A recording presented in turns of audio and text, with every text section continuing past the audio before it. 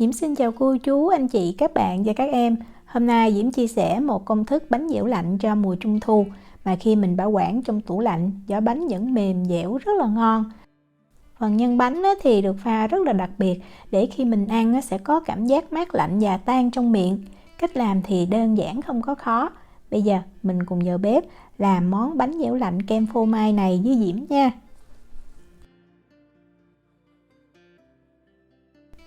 Mình đi làm phần nhân bánh trước. Ở đây Diễm có nồi đậu xanh Diễm đã nấu chín rồi. Thì cách nấu đậu xanh Diễm đã có chia sẻ nhiều và có để một cái link video trong phần miêu tả nếu mà mình muốn xem cách nấu nha.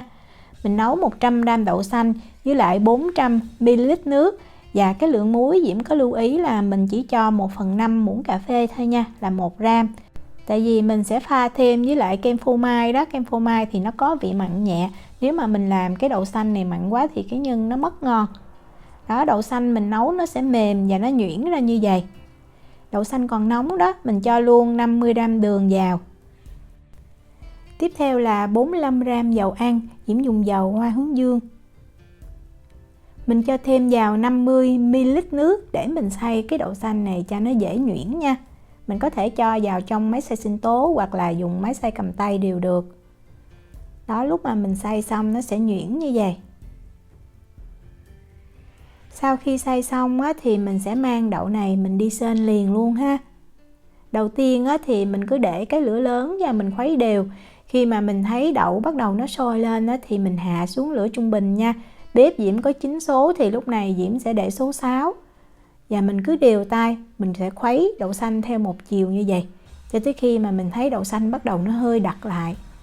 Cái này thì khoảng 5 phút nè, và khói tỏa lên rất là nhiều. Thì lúc này mình sẽ hạ xuống lửa nhỏ nha.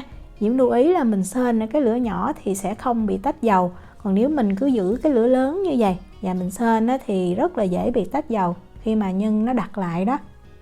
Rồi mình tiếp tục mình sên cho tới khi nhân nó đạt thôi. Thường thì Diễm sẽ cân cho nó chính xác, thì cái nhân đạt Diễm cân được là 350g.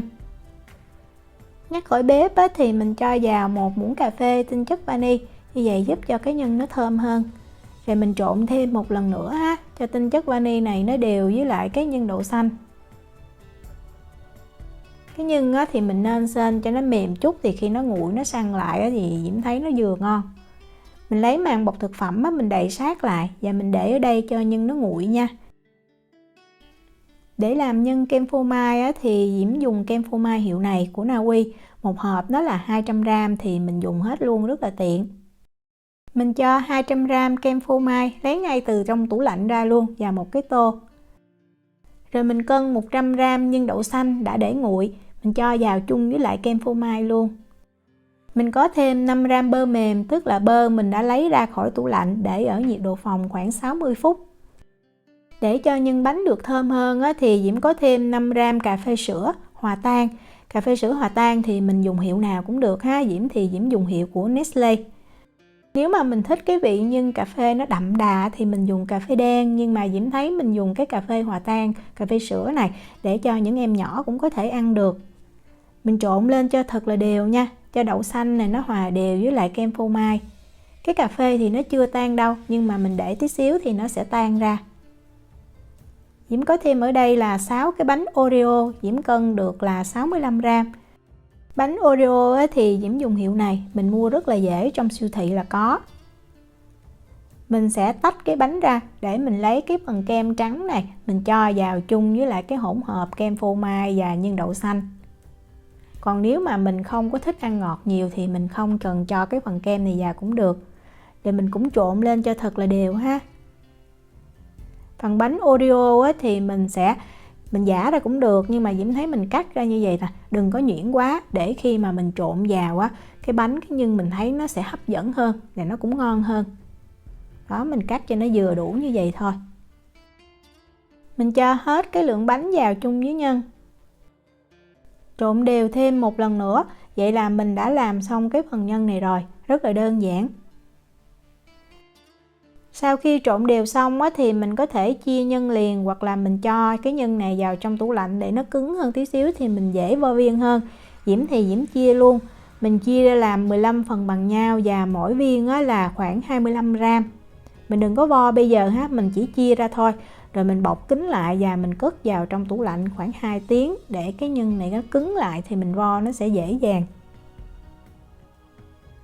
Đây là nhân mà Diễm đã để trong tủ lạnh được 2 tiếng rồi. Bây giờ mình đeo bao tay vào và mình vo lại cho nó tròn chút ha. Thì như vậy lúc mà mình bọc bột á, cái bánh nó sẽ đều và nó sẽ đẹp hơn.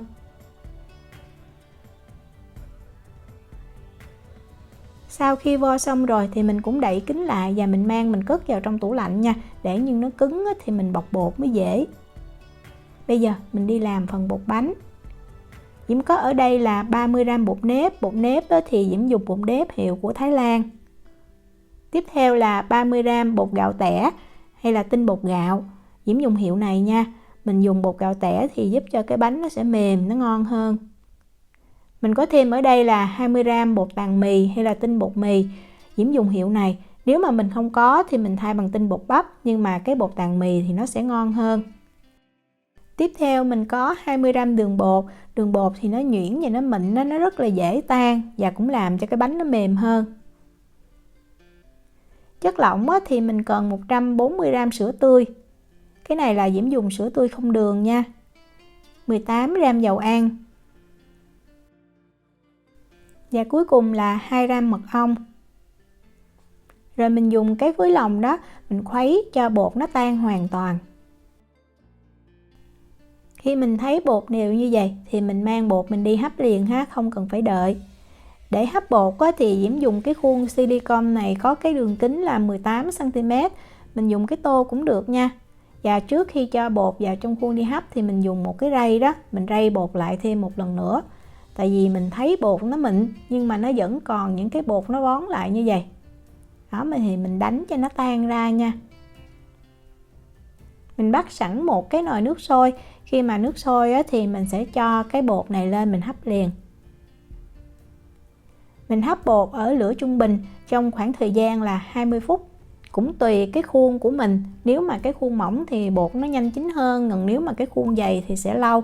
Vì vậy sau 20 phút thì mình kiểm tra bột ha. Diễm lúc nào Diễm cũng kiểm tra hết.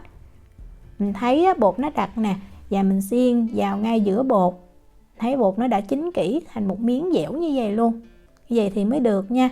Còn nếu mà bột không chín kỹ thì khi mà mình nhồi nó không có dai được và nó rất là dính. Nhắc khỏi bếp thì mình để ở đây cho bột nó nguội chút xíu ha, khoảng 15 phút thì mình mới mang đi mình nhồi. Bột mà hấp bằng cái khuôn silicone này thì Diễm thấy rất là dễ lấy ra. Mình đeo bao tay vào nha, lưu ý là phải đeo bao tay và mình sẽ bóp. Lúc mà mình bóp thì mình thấy bắt đầu nó tươm cái dầu ra, nhưng mà không có sao hết. Mình phải bóp ra, sau đó mình mới nhồi cho nó lại thành khói. Lúc này thì có thể bột nó vẫn còn hơi nóng ha, mình nhồi mình cẩn thận chút. Đó, khi mà bóp đều rồi thì bắt đầu mình mới túm cái bột thành một khối và bắt đầu mình nhồi. Mình nhồi mình miết cái bột như vậy. Và lúc mà mình miết thì mình miết luôn những cái chỗ mà dầu nó tươm ra đó, để cho dầu nó thấm lại vào trong cái bột, giúp cho cái bột nó được mềm hơn. Đó, mình nhồi thời gian khoảng chừng 3 cho tới 5 phút. Mình nhồi càng nhiều thì cái vỏ bánh nó sẽ càng dẻo dai, càng ngon. Đó, mình nhồi mà mình thấy cái bột nó sẽ mịn, nó bóng như vậy thì nó có một cái độ đàn hồi nhẹ, như vậy là đạt nha. Bột nhồi xong thì mình sẽ mang mình tạo hình liền. Mình xe cái bột ra cho nó dài và mình chia cái khối bột này ra làm 15 phần bằng nhau. Mỗi phần thì khoảng từ 15 cho tới 17 gram.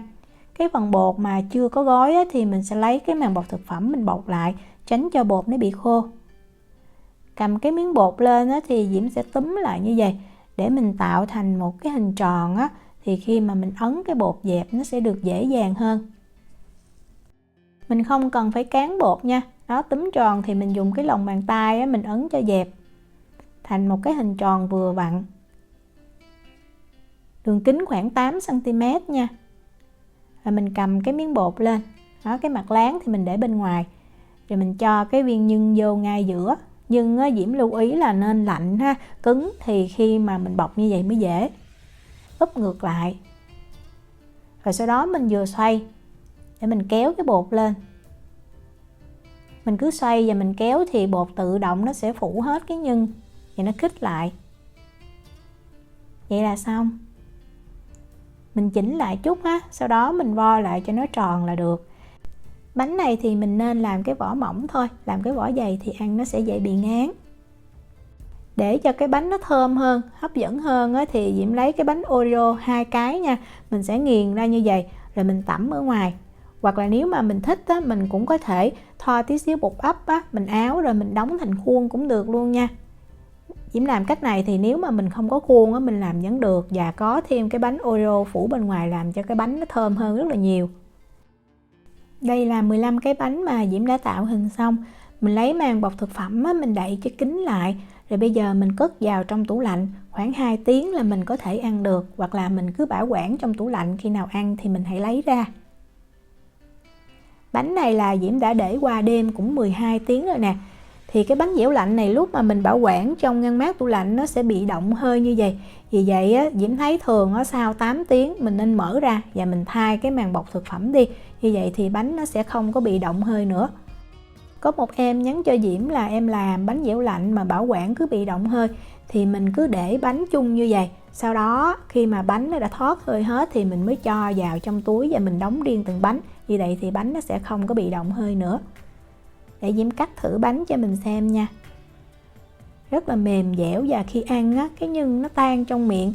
Phần bánh Oreo nó thơm và trong cái nhân có mùi cà phê thoang thoảng, ngon lắm luôn.